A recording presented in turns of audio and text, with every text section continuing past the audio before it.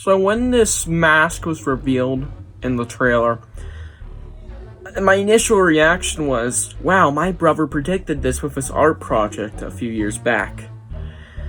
Yeah, this was made a few years ago, and it's the same, like, base design. It's got the white on there. I'm gonna put this on just to see what happens real quick. Maybe it is the mask, and we just modified it. I mean, does that look like a mask to you? This is my brother's name. Anyways, yeah. Smells like poop. It doesn't stick on very well. It doesn't have a strap like the one in the show. Anyways, oh god, I got my eye. Today we'll be reviewing episode 2 of the new Goosebumps show called The Haunted Mask, which is obviously based on The Haunted Mask. Unlike some episodes that are called things that aren't based off the things that they're called. Episode 7, 8, and 10. Anyways, yeah, I'm pretty excited to get into this one. This is a very controversial one. Like, this is like at least the top 3 most controversial Goosebumps episodes, and from both the original show and the new show, just combined. This is extremely controversial. For one thing, the mask.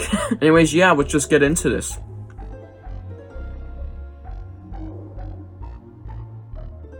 So what happens in this episode? Well, I have terrible memory, just to let y'all know. We follow Isabella, who was the main character of this episode, who really didn't say a fucking word in the last episode. We follow Isabella, who is revealed to be the bitch who was trolling Isaiah's girlfriend online, and all the others in the past, apparently, which he admits in episode 8. So yeah, Isabella, we're gonna see her daily life, and it's not exactly the greatest. Isabella goes to the Halloween party that we saw last episode. And, this is a very fast-moving episode. It gets straight into the point and, like, say cheese and die. And then the next one is really just straight to it. There is nothing. We just go right into it. Cuckoo Clock of Doom, which is episode 3. But, yeah, this episode wastes no fucking time, and we, see Isabella in the middle basement finding a haunted mask. She puts it on after a mysterious voice calls to her, which I do like that part. That was a really nice decision with the haunted mask being able to speak, you know? I really like that. But the mask doesn't look like the mask we know and love. It's a plain white mask, which is not exactly the worst thing, but it's not the haunted mask. I'm telling you, it looks more like some of the 5-mask Dr. Scream bullshit, or like the mask episode from the Haunting Hour. Pretty disappointing mask, until later in the episode. She goes around, starts rizzing everybody up, sexualizing it, making it really Skibbity Toilet Among Us Ohio 69 420 kind of sus in there. All that Gen Z humor. Anyways, yeah, it got really, really weird. She was rizzing everybody up. Did you know rizz is a real word now? It's in the dictionary. So she takes the mask home, which is literally just robbery, but who cares? She plops down in her bed when she gets home. She starts laughing, and we got the creepiest motherfucking reveal ever. The mask smiles.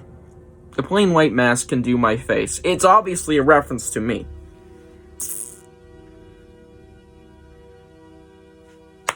Resemblance, this mask throughout the episode enrages her and makes her more angry, if you know what I mean. Meanwhile, in the side plots, we see Margot start to talk to Isaiah, and she believes what happened. Isaiah broke his arm. He's back at home now, chilling, relaxing, good. Get to see Lucas break a drone, which is involving Isabella. That was apparently her drone or something, or she rented it from the school. I don't know exactly the legality of that, but either way, whatever. Apparently, it's her responsibility to be looking after the drone, and he broke it. Anyways, she and Lucas go to the principal's office. I guess the principal. I don't fucking know. And, of course, the mask causes her to get a little angry. She starts to act like a vicious Karen, vicious Karen on training wheels, kind of like Lexi from Chucky. And, yeah, she starts going at, Lucas and the Margot's dad. Margot's son of a bitch of a fucking dad. Fuck that dude. And, yeah, it gets heated. She doesn't get in trouble, kinda. Lucas is just dumbfounded. Yeah, it's an interesting scene, but I like this. I'm liking it. Nora tries to go talk to Isaiah, and of course, she gets stopped by Ben, Isaiah's dad, and, cause she saw something on the football field, the same thing that Isaiah saw with all the zombies and the fire and everything. She's a bit freaked out. Apparently she's crazy, according to Ben. So she sees Margot walking on the street as she's walking away, and she tries to get her to give Isaiah a photo and ask if he recognizes the boy in it, which is Harold Biddle. Oh my god! Anyways, Isaiah and Margot go to confront Nora, but they encounter someone else. A battle scene. In this battle scene, Isabella walks up from the shadows in her corner of the ring, whilst Lucas is down on the ground, his skateboard not in his hand. She took it from him. Oh, it's pure evil, I tell you. It's pure evil. But let's just say it's not a fair match, and Lucas gets fucking WWE slammed into a dumpster, I believe. I don't fucking know, but it's pretty brutal. It was actually kind of tense, like, holy shit. That is extremely violent. It gets broken up when she trans-fucking-forms into a troll. Oh my god! I'm not kidding. This is a part that nobody really got immediately. She turned into a troll because she's an internet troll, and it's expressing how she truly is, or, you know, what she comes out to be. I don't fucking know, but it's turning into a troll because he's an internet troll. Anyway, she runs off after Margot and Isaiah come out and, you know, stop her from hurting Lucas. Lucas is pretty confused, but, you know, we won't really see much of that until episode 4, kinda.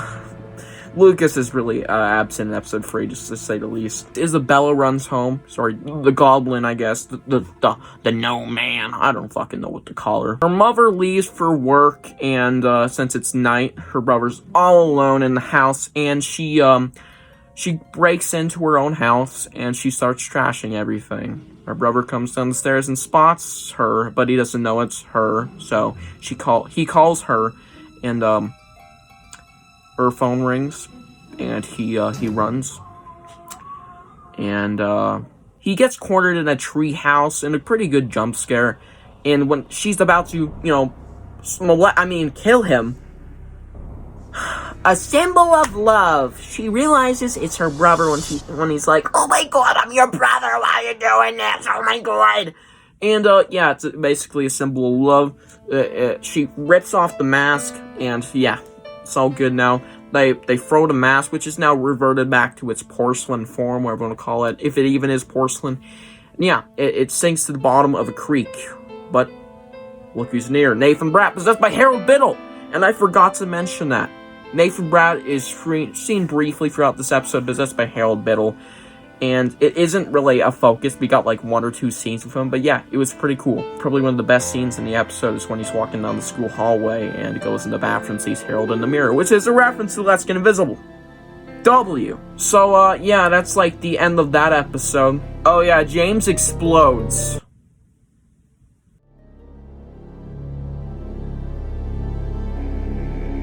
So what did I think of this episode? Well, I thought it was certainly a bit better than the last one, so it's already going to get a bit higher than 8 out of 10. But I have to address it. The elephant in the fucking room.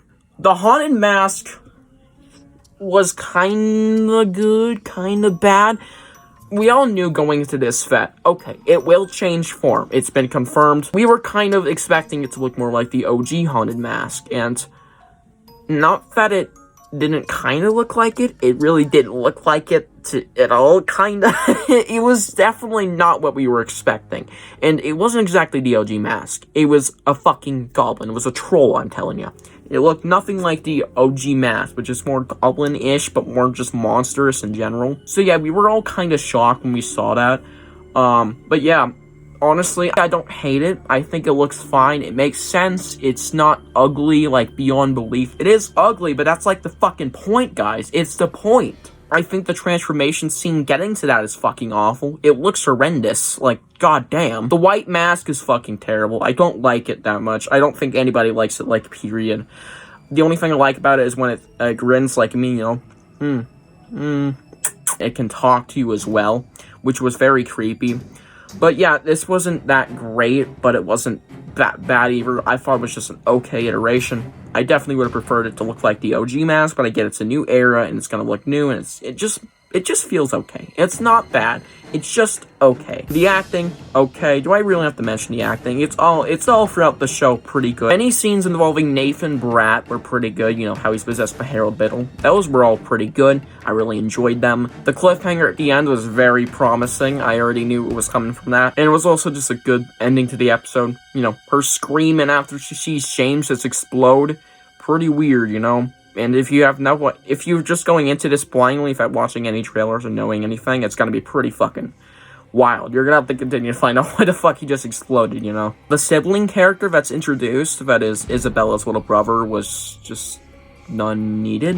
Why did we get a random sibling introduced if we're not gonna ever see him again? This is their only appearance, I'm serious. I didn't like the scene in the intro where she's raising everybody up. I know I kind of made a big deal of it. It was pretty funny upon rewatch, but like, it's just... Goosebumps, or we have a scene where the haunted mask is risen everybody up, like, ooh, yeah. What, like that? Ew! There were some great action scenes, I must say that. There was some great action, I'm telling you. The scene where she's beating up Lucas is pretty damn cool. But yeah, there's really not much to hate about this episode. There is a few little things I did really not enjoy, but overall this episode was a pretty good experience. And if I were to rate it out of 10, I'm going to give it a 9 out of 10. It was pretty good. Only problems with it, little brother was not needed whatsoever. Fucking dumbass reason to add him in there. And also because the haunted mask transformation scene was ugly and the rising scene was hard to look at. And also because, you know, it's not the greatest. It could have been better in some aspects, but it was still a really enjoyable experience. 9 out of 10. Anyways, yeah, hope you guys enjoyed the video, and I'll see you guys in the next one. Bye.